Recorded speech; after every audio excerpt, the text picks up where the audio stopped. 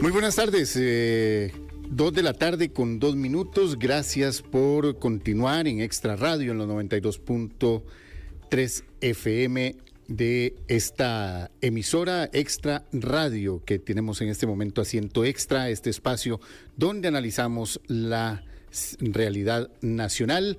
Estamos en vivo a esta hora por los 92.3 FM, por extraradiocr.com y también damos las buenas noches a quienes nos sintonizan a partir de las 8 de la noche en Extra TV 42.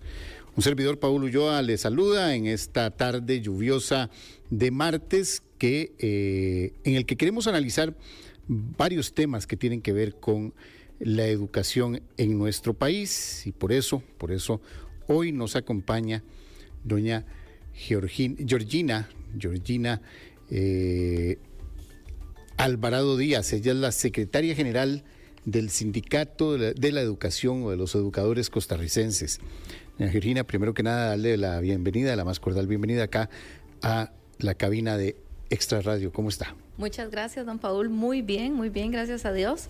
Creo que en estos momentos, como cualquier ciudadano costarricense, sumamente preocupados por todos los temas que tienen que ver con los recortes presupuestarios hacia la educación, pero con unas ganas incesantes de buscar soluciones, que creo que es lo más importante y es lo que a todas y a todos en este momento nos convoca como costarricenses, como sociedad y principalmente como trabajadores del sector magisterial. Correcto, eso es uno de los temas que queremos abordar en esta tarde. Recuerde que usted también nos puede hacer llegar sus comentarios al 7003-1234, 7003-1234, nuestra plataforma de WhatsApp, para que usted también participe en esta interacción de opiniones que permite precisamente este programa. Doña Georgina, también estamos, este año se celebra el 55 aniversario del SEC. Es un sindicato que en su origen buscaba agrupar a los educadores, incluso algunos que no habían sido graduados, según reza la historia. Nace en el tiempo en que no había sindicatos de la educación, apenas estaban 2 asociaciones, estamos hablando de APSE y de ANDE. Correcto. Pero como sindicato no.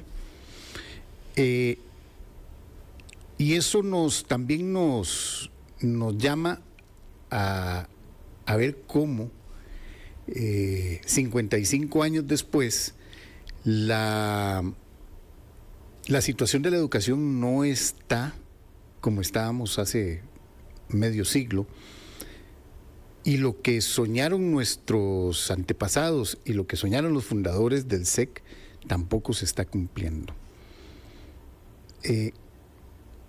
¿Cómo analizan ustedes esto desde el SEC? ¿Cómo analizan esta problemática a nivel general de educación? Y después vamos a hablar de presupuestos, pero por ahora, ¿cómo analizan esa situación?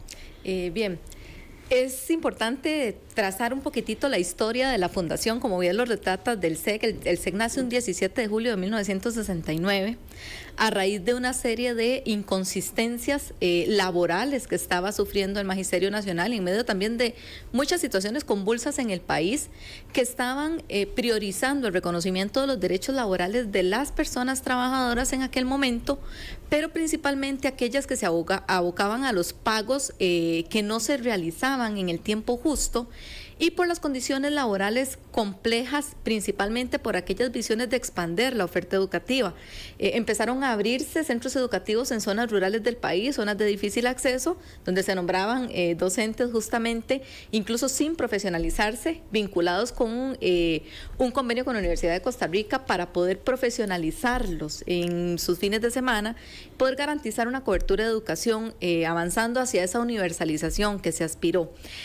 En estos momentos se logra, a través de las distintas luchas sociales, a través de todas estas beligerantes acciones de las personas dirigentes de esa época, se logran mejorar condiciones salariales de los educadores y se logran visibilizar muchas de esas luchas a través de reconocimientos remunerativos que les incentivaban justamente a movilizarse a esas zonas de difícil acceso. Además de esto, se dieron varias reformas constitucionales para robustecer la inversión en educación justamente, y ese robustecimiento permitió ampliar la cobertura, ampliar la posibilidad de abrir nuevos centros educativos en zonas rurales donde no se tenía acceso a una educación pública gratuita, de calidad, oportuna, que permitiera una amplia cobertura hacia la población estudiantil. Pero lamentablemente esas reformas que nos han permitido visibilizar o visualizar la posibilidad de invertir hasta un 8% de la educación, del Producto Interno Bruto en educación, se ha visto limitada y se ha visto coartada por mandatarios que no han tenido esa visión social, que, como bien lo mencionas, no han logrado llevar sobre sus hombros la responsabilidad que dejaron los gobernantes, que sí creyeron en educación pública como un motor de transformación social y como un elemento básico, fundamental, para garantizar posibilidades económicas, posibilidades de formación, posibilidades de ascenso social en aquellas poblaciones más vulnerables. Doña Georgina, se ha venido a menos la educación. Estamos en una crisis en este instante. Y me nacen dos preguntas. El Estado de la Educación ha señalado que nuestro país ha tenido una pérdida de aprendizaje, una de las pérdidas más fuertes de años de escolaridad. Tenemos prácticamente 2 años perdidos. Según el Estado de la Educación, según el Estado de la Nación, eso se debe no solo al asunto de la pandemia, sino también al rezago que se dieron por las huelgas. Los educadores consideran que son responsables de este rezago. Los sindicatos de la educación comparten esa responsabilidad. Nosotras y nosotros hemos tenido una posición bastante asertiva con relación a esos rezagos que nos señala el 9º informe del Estado de la Educación. Recordemos que no solo el 9º, ya el 8º lo venía señalando de alguna manera. Se viene señalando desde hace tiempo. Correcto. Y nosotras y nosotros sí tuvimos una posición fuerte y contundente acerca de la visión de responsabilizar el cuerpo docente como responsable de ese rezago educativo, que muy bien han abrazado algunos detractores de la paz social para responsabilizar, y no puede ser, no podemos señalar o no podemos reforzar ese discurso cuando sabemos que esto responde a problemas estructurales profundos de rezagos educativos relacionados con recortes presupuestarios que han impedido una cobertura universal, que han puesto en aprietos los centros educativos que ya no tienen para pagar luz, que ya no tienen para pagar agua, que están teniendo situaciones complejas a través de los procesos de recortes de programas de equidad.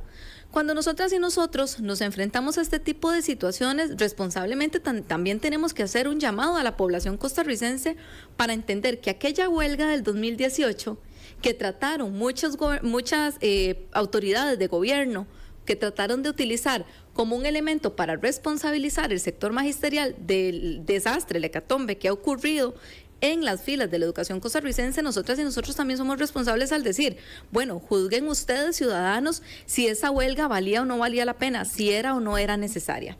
Al día de hoy tenemos nosotros una reforma fiscal que es altamente lesiva contra la sociedad costarricense y que no ha resuelto los problemas estructurales fiscales que nuestro país requería resolver en ese momento, y que lo que ha hecho es abrir portillos para poder dejar en indefensión las instituciones públicas, no solamente educación, hablamos de salud también, y vemos cómo esas situaciones se están agravando justamente porque la Ley de Fortalecimiento de Finanzas Públicas coloca un velo de regla fiscal que impide generar ejecuciones presupuestarias asertivas, porque cada año pretenden que los mismos recursos sean utilizados para fortalecer el pago de esa deuda pública. ¿Y quiénes son los perdedores en este momento? Pues nuestros niños y nuestras niñas, quienes están en este momento enfrentando situaciones complejas para poder acceder a un sistema educativo de calidad en los distintos puntos de nuestro país. Pero sí, o sea, es una responsabilidad compartida. Podemos decir que el Estado que ha bajado la calidad de la educación, pero los maestros lo asumen también. Nosotros podríamos decir, don Paul, en el informe del Estado de la Educación se hablaba del apagón educativo. Y nosotros tenemos que ser también muy responsables como sociedad de hacer una lectura. Cuando los docentes afrontaron la situación de la pandemia, que no fue menor, no fue menor, fue compleja, y esto profundizó las situaciones que ya se venían dando, fueron los docentes quienes estuvieron repartiendo diarios en los centros educativos, fueron ellos y ellas sin tener muchas posibilidades de poder contar con recursos tecnológicos, quienes se fueron a endeudar para poder optar por una computadora, por una impresora, para poder facilitar el material didáctico, las guías autónomas de aprendizaje del estudiantado. Y nosotros decimos, donde estuvo un docente, donde estuvo una docente presente, no se apagó la luz. Siempre estuvo ahí la posibilidad de poder ofrecerle al estudiantado alguna alternativa para evitar que esos rezagos fueran más profundos, porque ni siquiera a lo interno del mismo Ministerio de Educación existía claridad de cómo poder afrontar esa situación. A eso es a lo que iba. El Ministerio de Educación no supo enfrentar en ese entonces esta situación y tampoco ayudó a los educadores. Tampoco ayudó a los educadores a tener una computadora. Creó un sistema de correos electrónicos, creo que fue unificado, y un sistema para en que se enviaran las cosas, pero al final el sistema falló. Por supuesto, creo que hay muchas deudas, muchos aprendizajes principalmente de la pandemia, porque creo que Costa Rica no estuvo exento, la mayoría de los países latinoamericanos no estaban preparados para dar este paso, para dar esta avanzada hacia la modalidad virtual, hacia la implementación de herramientas tecnológicas para poder afrontar lecciones a distancia, y principalmente se enfrentaron a situaciones complejas al tener padres de familia que tuvieron que enfrentar, además de estas situaciones de desempleo y demás, por las políticas de gobierno que se implementaron que respondían a las necesidades y a las situaciones del entorno en ese momento, a la situación económica y demás. Creo yo y considero que responsablemente donde estuvieron los docentes, el cuerpo magisterial en general dio el doble y hasta el triple de lo que tenía que dar para poder afrontar con responsabilidad este proceso. Y muchos padres de familia a lo largo de estos años se han acercado y nos han dado a nosotros esa visión compartida, esa visión estratégica que lograron ellos percibir a través de las y de los trabajadores del Magisterio Nacional, que son cuestiones muy válidas, que son cuestiones totalmente bien recibidas por la organización sindical y que nos permitió a nosotros también iniciar procesos de formación que permitan al cuerpo magisterial en general adquirir también herramientas que mejoren sus habilidades con el fin de que respondan mejor a todos estos retos que nos trajo la pandemia. ¿Qué otro reto identifica usted?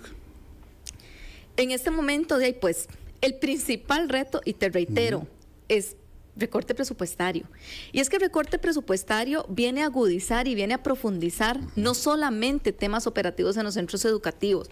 Nosotros no es que hemos dejado de lado, Paul, las luchas sociales por las mejoras salariales. Por supuesto que las mantenemos, por supuesto que están ahí. Pero en este momento la preocupación mayor es el recorte de programas de equidad, porque ya se están tocando fibras muy sensibles de la sociedad, ya se están dejando estudiantes sin becas económicas.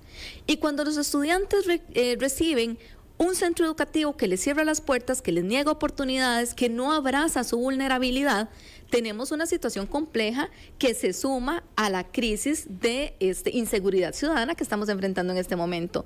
Mientras a los estudiantes se les pueden limitar el acceso a las becas o a los programas de equidad, del otro lado tenemos el narcotráfico y la delincuencia que los abraza y que les ofrece oportunidades. Es algo que como sociedad no podemos limitar, no podemos permitir y no podemos callar. Es por esto que nosotros en reiterados momentos lo hemos manifestado, lo hemos exigido y lo vamos a seguir diciendo. 8% de la educación al menos. Necesitamos inversión en estos servicios, necesitamos calidad en educación.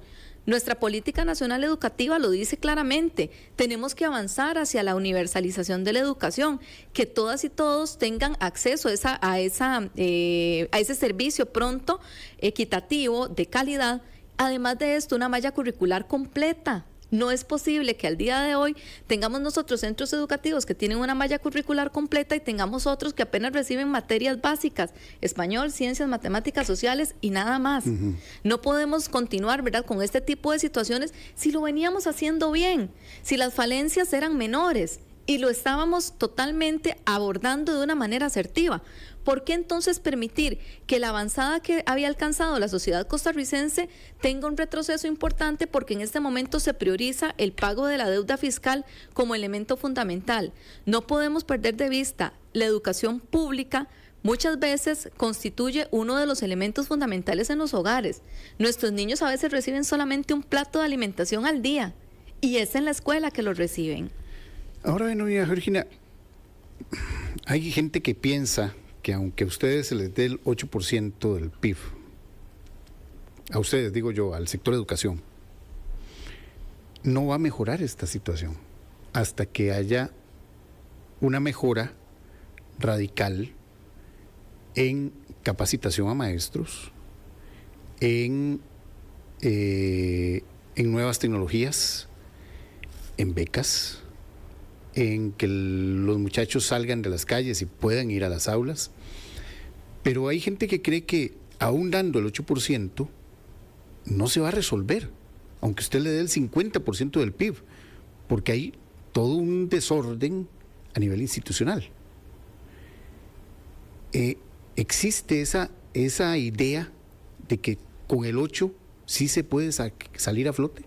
Paul, acabas de tocar un punto sumamente medular y sumamente importante. Definitivamente, no solamente es generar el presupuesto requerido, es que se requieren realizar reformas estructurales.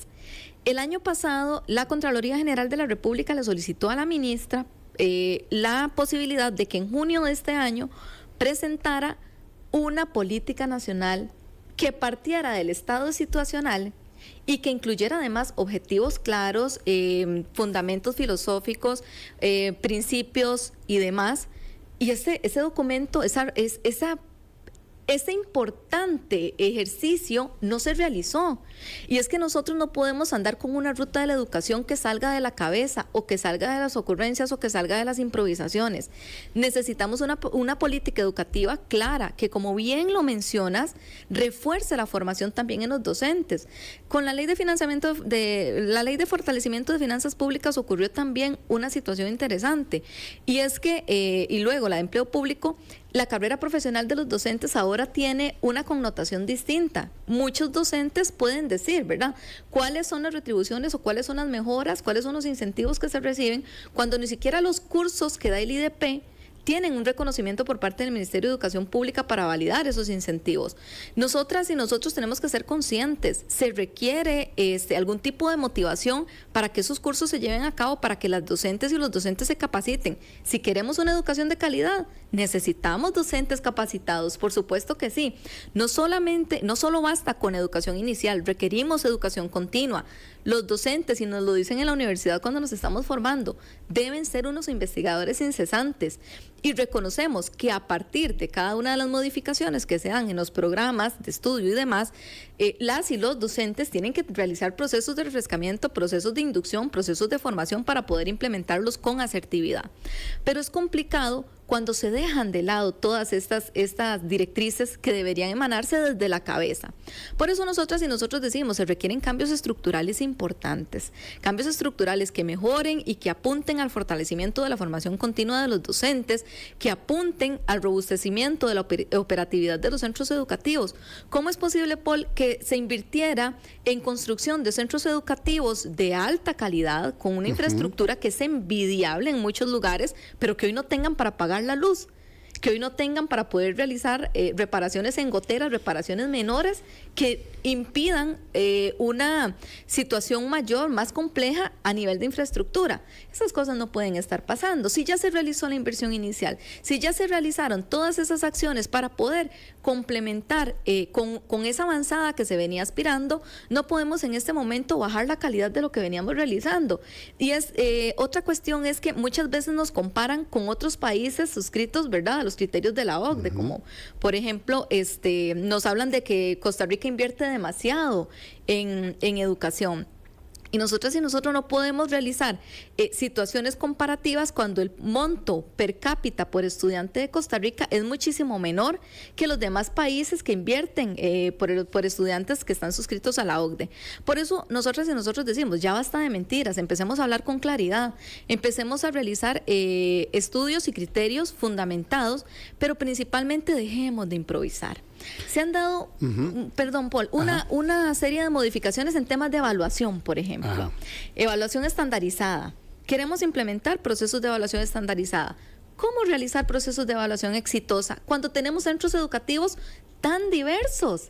Si nosotros avanzamos 30 kilómetros entre un centro educativo y otro, hay unos que tienen malla curricular medianamente completa y hay otros que solamente reciben las materias básicas. ¿Qué dominio de inglés puede tener un niño que nunca ha recibido lecciones de inglés?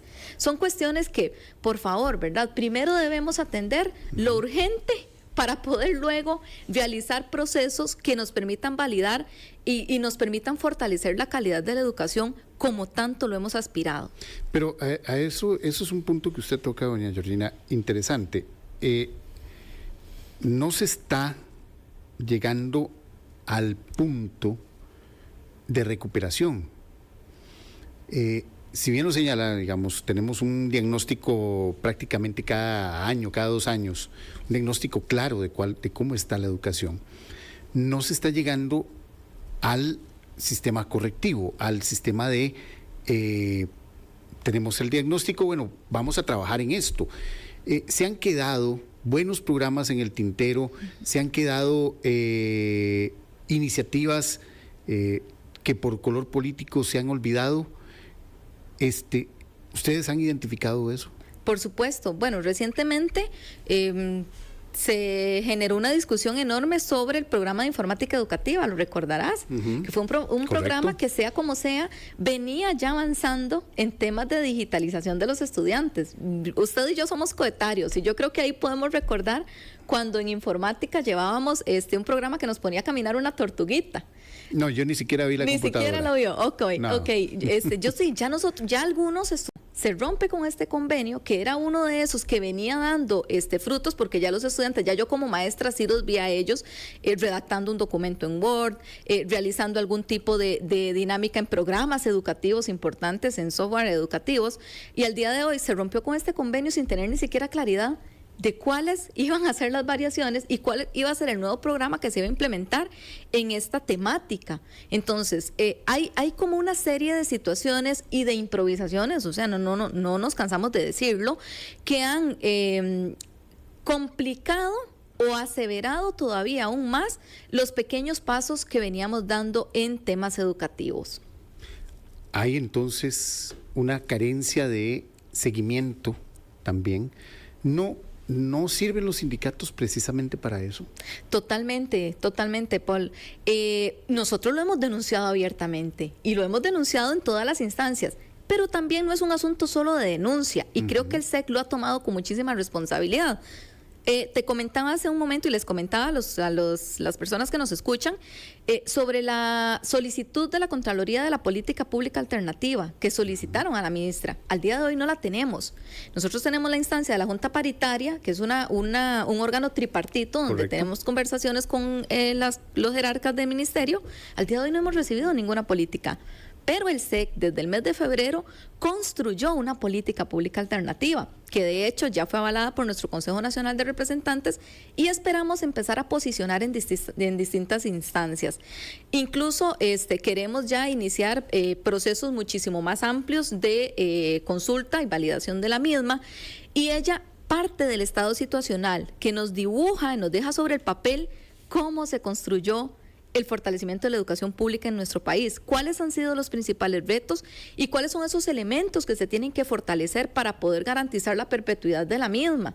No solamente inversión educativa, formación, capacitación, avanzadas importantes hacia la interculturalidad, fortalecimiento de educación en territorios indígenas, fortalecimiento de programas educativos que permitan una avanzada importante hacia la digitalización, programas educativos que nos permitan fortalecer la lectura, la escritura, la matemática, las carreras STEAM, las habilidades STEAM, con el fin de responder a las necesidades del entorno actual. Porque no solamente se trata, Paul, de denunciar y denunciar, también tenemos que crear y también tenemos que construir. Otro de los aportes importantes que ha realizado la organización sindical y que permitió que nos reinventáramos a partir del 2018 es la generación de cursos curriculares que le permiten también al cuerpo docente del país adquirir herramientas, liderazgo, por ejemplo, en el caso de los directores, herramientas pedagógicas, en el caso de las y de los docentes, y vamos incluso en este momento avanzando hacia el fortalecimiento de las juntas de educación, porque sabemos y reconocemos que ellas y ellos cumplen un papel fundamental en la garantía del éxito del avance de un centro educativo y que están también en este momento enfrentando una serie de limitaciones, valga decir, por ese recorte presupuestario que les está poniendo en aprietos. Eso le iba a preguntar, doña Georgina. La educación está basada en 3 pilares, además de que es la parte presupuestaria, la parte de las políticas de educación, pero también está la parte de la Junta de Educación, que es sumamente importante. Y hemos visto cómo las juntas de educación han perdido el norte y se concentran más en los problemas internos de cada escuela o de cada comunidad y no están haciendo su función, que es lograr ese funcionamiento normal de una escuela. ¿Existe la posibilidad de variar cómo se conforman las juntas de educación, de darles otro tipo de herramientas para que, o es necesario que el Estado asuma ya todo el aparato de infraestructura, que el pago de la luz, que el pago de los servicios, que es necesario volver a ese sistema? Paul, como lo establece nuestra Constitución política, el país tiene que costear la educación pública del mismo, ¿verdad? Vos lo mencionás bien. ¿Cuáles son las herramientas que se les dan a las juntas de educación? Cada año, ¿verdad? Se eligen y se dejan muchas veces a la libre. No tienen ese proceso de inducción.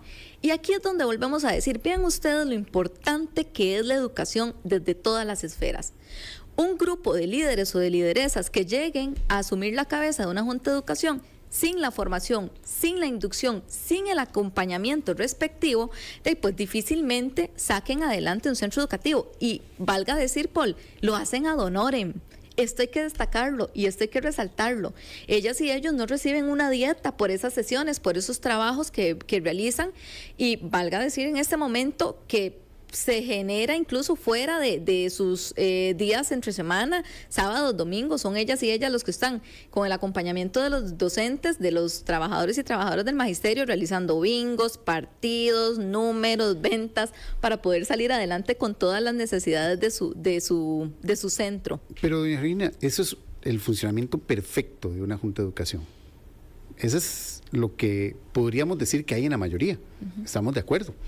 Pero hay un grupo, y eso nos lo ha evidenciado los recientes diagnósticos y también los recientes trabajos del OIJ, es que las juntas de educación también se volvieron una piñata. Pues en ese caso, Paul, bien lo mencionas, ¿verdad? Hay de todo sí, en la viña del Señor. Hay de todo. ¿A qué nos abocamos nosotros como sindicato y qué es lo que tiene que predominar en este momento? Y pues ese sentido común que nos permita a nosotros y a nosotras formar a estos líderes, a estas lideresas, para que permitan empoderar la operatividad del centro educativo. Ahora, el señalamiento que haces de que existen en los centros educativos juntas de educación que hacen de los presupuestos educativos una piñata, de ahí, pues ahí tendría que investigar un poco sobre el tema, porque te soy honesta, no hemos recibido como organización sindical denuncias formales que nos permitan evidenciarlo. Que sí lo son. Ahora, si hay investigaciones y si hay denuncias, pues para eso está justamente la justicia, ¿verdad?, pronta y cumplida de nuestro país, y ojalá que se logre tomar, ¿verdad?, una resolución oportuna, porque en este momento no estamos para jugar con la ejecución presupuestaria de ningún centro educativo. En este momento cada colón, cada entrada que tenga en sus partidas presupuestarias un centro educativo debe ser utilizado con absoluta responsabilidad para garantizar el éxito de su operatividad. Doña Georgina Díaz, Alvarado Díaz, es la secretaria general del sindicato de la educación costarricense, está con nosotros en Asiento Extra. Vamos a hacer una pausa, una breve pausa, y ya vamos a regresar. Yo solo quiero lanzarle una pregunta antes de ir a la pausa, Georgina. Vamos a hablar un poquito del presupuesto, y más allá del presupuesto del FES. Yo quiero saber su opinión sobre el FES para las universidades. Pero vamos a ir a la pausa y ya regresamos con toda la información. Por 92.3 FM de Extra Radio, por www.extraradiocr.com, también por Extra TV 42 a partir de las 8 de la noche en su repetición. Está con nosotros esta tarde doña Georgina Alvarado Díaz, secretaria general del Sindicato de Educadores Costarricenses, o el Sindicato de la Educación Costarricense, hablando un poco sobre la situación de la educación en nuestro país. Un momento en que se llega, estamos en este momento a la espera de cuál va a ser la situación del Fondo Especial de la Educación Superior, el FES, y yo quería hacerle esa pregunta, se la hacía antes de la pausa, doña Georgina. ¿Ustedes qué piensan del Fondo Especial de la Educación, el FES? ¿Qué piensan de eso? Bien, Paul y queridos radioescuchas, sí, ¿verdad? Nosotros también estamos totalmente a favor de la defensa que el movimiento estudiantil tiene. Y es que el FES no es un tema aislado de presupuesto educativo. Recordemos que es un 1.5% del 8% que nosotros pedimos para educación.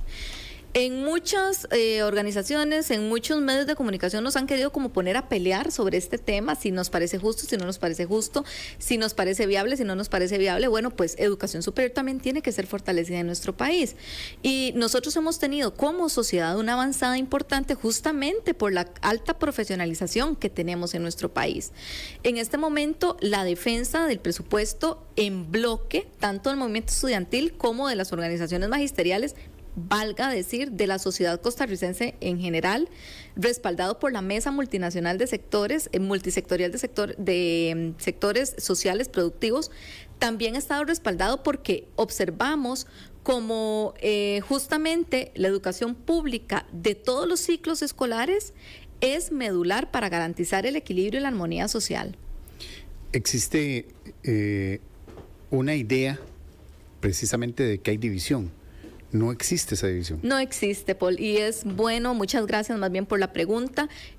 Me interesa de sobremanera hacer esa aclaración. No existe ningún tipo de división, y en este momento todas las líneas de acción y todas las participaciones que ustedes van a escuchar por parte de los dirigentes, tanto de las organizaciones magisteriales como de los movimientos estudiantiles, tenemos la misma visión, porque las discusiones han sido amplias y han sido transparentes. La necesidad de garantizar y de luchar justamente por la defensa presupuestaria va enfocada a la cobertura de todos los niveles sin ningún tipo de exclusión y con absoluta transparencia para poder fomentar justamente esa unidad nacional que en este momento se requiere. Doña Georgina, ¿qué pasaría si los diputados dicen, bueno, vamos a variar precisamente el presupuesto para la educación?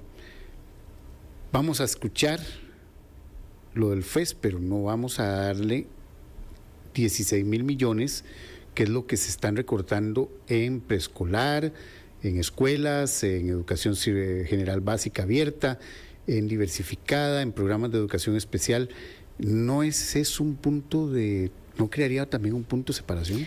Paul, pues en este momento nosotros lo digo porque es posible, ¿verdad? Los diputados pueden meter el lápiz y decir, bueno, le vamos a dar a las universidades pero cerramos la llave de la educación pública, el aumento a la educación pública, en donde hay colegios, lo hemos estado informando recientemente, los colegios científicos están afectados, y prácticamente todo el sistema está afectado. Nosotros en ese momento tenemos la certeza de que al ingresar el presupuesto a la Asamblea Legislativa puede pasar cualquier cosa. Pueden llevarse una sorpresa grandísima. Puede pasar cualquier cosa. Pero también tenemos la certeza, Paul, de que en la Asamblea Legislativa existe una conciencia social amplia en la mayoría. No podemos decir que de manera unificada en todas las fracciones y en todas las cabezas, porque no la hay. Hay quienes le apuntan a recortes profundos a educación, pero la gran mayoría reconoce la importancia de fortalecer el presupuesto educativo y de mejorar las condiciones que se requieren para operativizar de manera exitosa los mismos. Así que yo, antes de emitir algún tipo de criterio sobre esto, yo esperaría tener información o datos, decisiones asertivas por parte de ellos que permitan justamente ese fortalecimiento, porque la defensa ha sido unitaria, la posición de ellos, quienes nos han brindado en sus distintos momentos, en sus distintas audiencias, criterios sobre la defensa de la educación, pues también lo han hecho de una manera responsable y reconocen también que quitarle a un ciclo escolar para fortalecer otro sería un grave error, y se requiere en este momento del fortalecimiento de todos, primaria, secundaria, universitaria, para poder sacar este barco adelante. Desvestir un santo para vestir otro. Lo iba a decir, sí. Pero bien, tienes razón, no es ese en este momento, ¿verdad?, como la solución oportuna que se podría encontrar. No se puede y no sería tampoco, ¿verdad?, algo que mejore o que permita atender las apremiantes situaciones del sistema educativo costarricense. ¿Qué pasaría, doña Georgina, si ustedes llegan a la Asamblea Legislativa? Ustedes llegan a la Asamblea Legislativa. Si usted, por ejemplo, podría ser diputada, ¿qué pasaría enfrentándose a esta situación de que tenés un presupuesto que hay que darle, y yo estoy, participo en que hay que cumplir con la idea, con el mandato, incluso es un mandato constitucional del 8%, pero también hay que cumplir con el pago de deuda. ¿Qué poner primero? Eso es un punto importante, pero ya usted sentada en ese escenario, ¿qué haría? Yo lo veo de una manera muy sencilla y muy coloquial, así se lo voy a decir, ¿verdad? La gran mayoría de personas que nos están escuchando en este momento son jefes o jefas de hogar. La gran mayoría de costarricenses tenemos deudas por la casita, por el carro, por lo que sea, ¿verdad? Y está bien, tenemos que honrar nuestros pagos y tenemos que ser responsables con el cumplimiento oportuno, pero no podemos decir que por estar haciendo abonos extraordinarios a nuestras deudas vamos a dejar sin alimentación a nuestros hijos o vamos a quitarle un servicio esencial a ellos para poder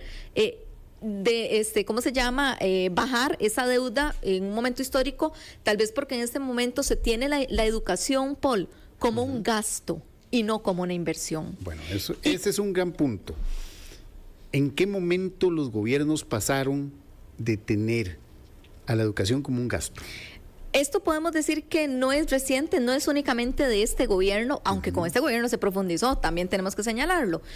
Podríamos hablar desde hace cuatro mandatos hacia atrás, ¿verdad?, que vienen como con esa posición o esa línea recortista, esa línea de empezar a quitarle educación, porque no ven justamente o no logran hacer una lectura oportuna de las diferencias tan importantes que tiene Costa Rica con el resto de los países latinoamericanos.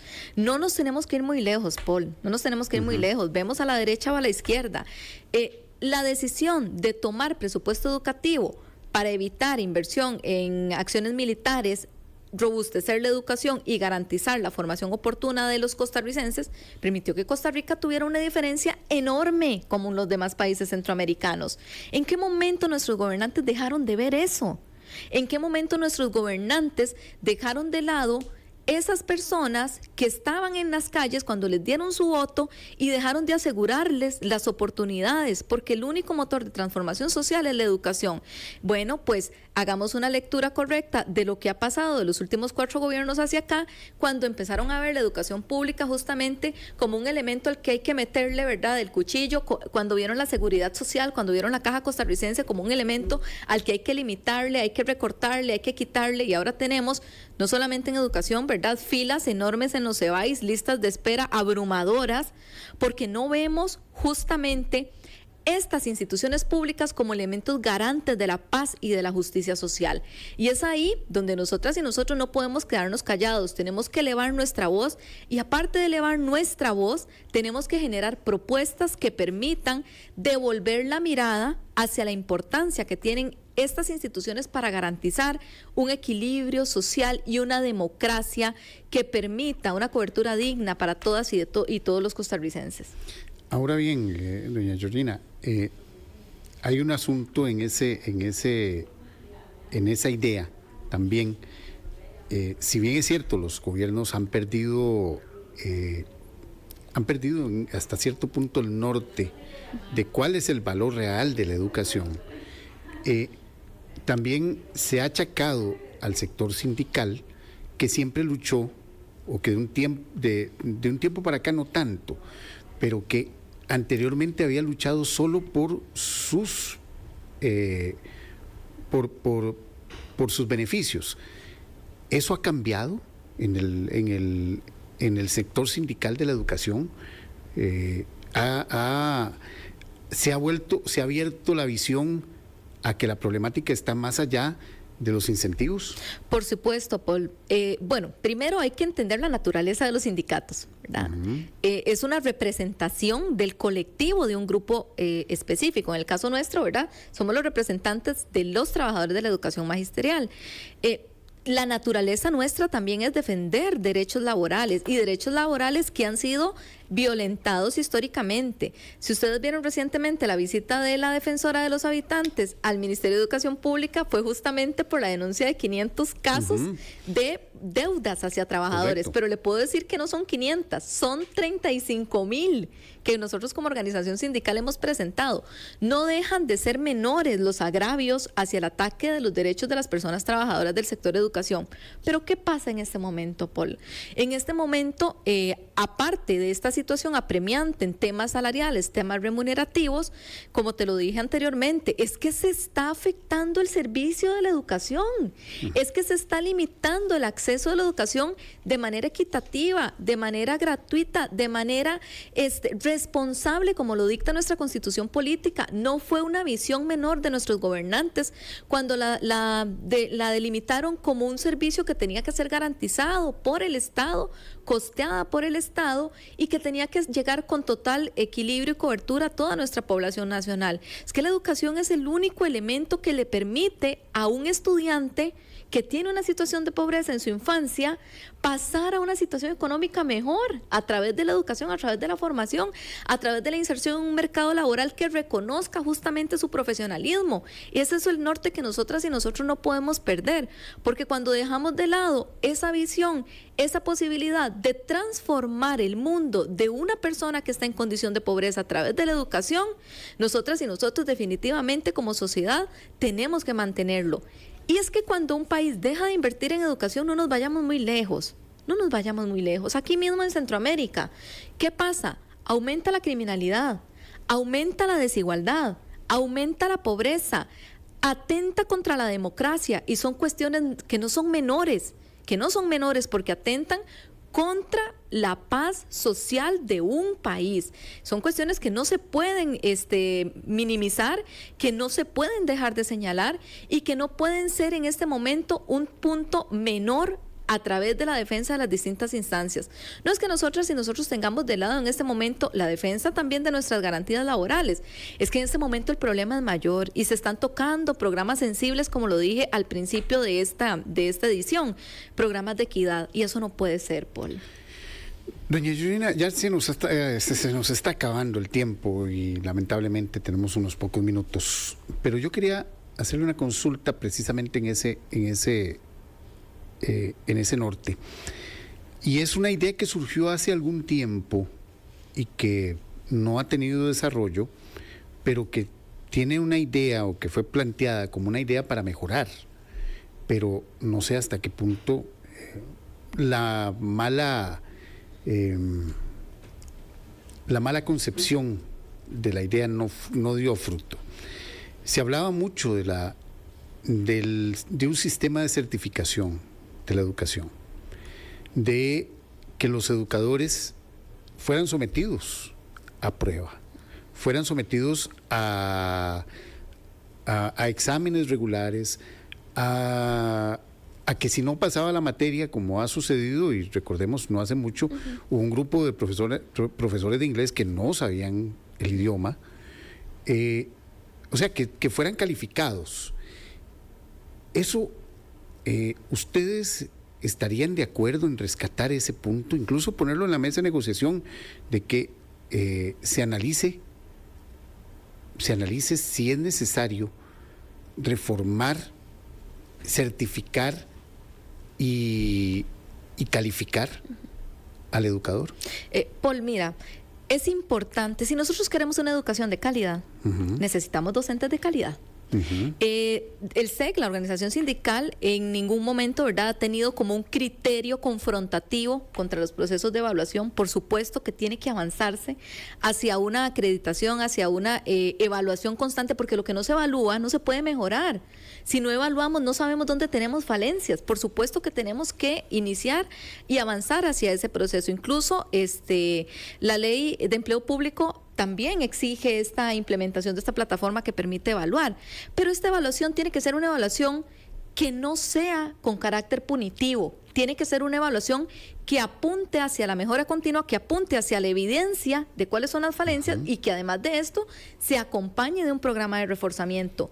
Y ojalá, Paul, y personas que nos escuchan, compañeros, compañeras, ojalá que el Ministerio de Educación se haga acompañar de las organizaciones sindicales, porque nosotros también tenemos los recursos y tenemos la capacidad de poder potenciar programas de formación que permitan mejorar justamente esas falencias que se encuentren. No nos tenemos que ir muy lejos. México, por ejemplo, recientemente implementó... Ese era el ejemplo que le iba a poner. Programas... Pero México sufrió una huelga de 4 años. Sí, quizás porque existen, ¿verdad?, visiones de ahí totalmente diferenciadas y confrontativas. Yo te doy el criterio del SEC. Yo te doy el criterio del SEC en esta tarde, y el criterio del SEC es que sí, por supuesto, tenemos que avanzar en esa línea, pero que esos procesos de evaluación no tienen que ser para castigar ni para despedir, sino para identificar las falencias, identificar las necesidades y generar los programas de formación integrales que apunten a la construcción de elementos que validen, que fortalezcan, que certifiquen y que dignifiquen el ejercicio docente, porque queremos una educación pública de calidad, por supuesto que la queremos, pero para potenciarla también necesitamos brindar las herramientas, brindar los conocimientos y brindar todas esas habilidades que se requieren para poder garantizar este ideal. ¿Se le han quitado herramientas al educador? Claro que sí, por supuesto. Ahora la carga administrativa de los docentes es abrumadora. Antes, y te lo digo también como estudiante de primaria, yo recuerdo la cantidad de lecciones que yo tenía de materias específicas con los docentes, los círculos de lectura debajo de un árbol, el tiempo obligatorio para poder dedicarnos a esto. Ahora hay una serie de plataformas y hay una serie de procesos en líneas que se tienen que llenar, aparte de los comités que se sobrellevan, muchos de estos ad honorem, absorben el tiempo y absorben los procesos pedagógicos de los docentes. O sea, nos volvimos una burocracia educativa. Totalmente. Es de verdad uno de los temas medulares que nosotros siempre en Junta Paritaria denunciamos, y recientemente habíamos eliminado 35 comités, 38 comités, gracias a las denuncias de la Junta Paritaria y gracias a los estudios que se realizaron, porque justamente esos comités llevan una cuestión, un papeleo, todos llevan sus bitácoras, todos llevan sus planes, todos llevan sus actividades, que para realizar una actividad, pero no se saca debajo de la manga, se requiere planificación, y justamente son esas acciones las que están limitando el ejercicio pedagógico. Tenemos que volver a la pedagogía pura. Tenemos que volver a los procesos de formación integral, a los procesos de formación en valores, a los procesos de formación que permitan desarrollar habilidades de lectura en el estudiantado, habilidades lógico-matemáticas, pero para eso ocupamos tiempo efectivo en el aula. Necesitamos programas educativos que avancen hacia este fortalecimiento y que no estén cambiando cada 4 años de acuerdo a las ocurrencias de quienes están gobernando. Necesitamos una política nacional educativa clara, que tenga un norte definido y que no se preste para improvisaciones ni para politiquerías. Doña Georgina, ya estamos sobre tiempo, pero yo quería que usted nos contara y cerráramos. ¿Esa puede ser la salvación a corto plazo o una de las salvaciones a corto plazo para reencauzar nuestro sistema educativo? ¿Ese volver a las aulas más que a la oficina? Por supuesto, Paul, no tengo la menor duda de esto, y yo sé que si hay compañeros y compañeras docentes que nos están escuchando en este momento, van a coincidir. Necesitamos recuperar el tiempo efectivo en aulas, pero además de esto, Paul, y tampoco puedo dejar de decirlo, sin cacao no hay chocolate, ocupamos la plata también, porque nada hacemos con un docente a tiempo completo brindando lecciones si no tiene pilot, si no tiene agua, si no tiene luz y si no tiene la cobertura básica que el estudiantado requiere. En mis tiempos era tiza. En mis tiempos también. En mis tiempos era tiza, ahora es pilot, ahora es electricidad para la proyección. Para la proyección, es computadora, es herramienta tecnológica, es agua, es electricidad, pero yo creo que para el educador más que todo eso también han perdido pasión, tal vez en 30 segundos. Mira, ¿qué te puedo decir? Pienso que la vocación está ahí. Cada vez que un docente llega a un centro educativo, tiene que poner totalmente de su corazón, porque muchos de ellos se enfrentan situaciones complejas. Hoy casualmente estábamos hablando de uno de los centros educativos, no voy a citar el nombre, que está ubicado en medio de una población de riesgo. Y nos citaba la viceministra de una docente del lado de Guanacaste, que está nombrada acá, y ella le preguntaba por qué está acá y no hizo su traslado hacia Guanacaste. Ella decía, porque aquí puedo transformar. Yo creo que ese es el común denominador de las y de los trabajadores del Magisterio Nacional.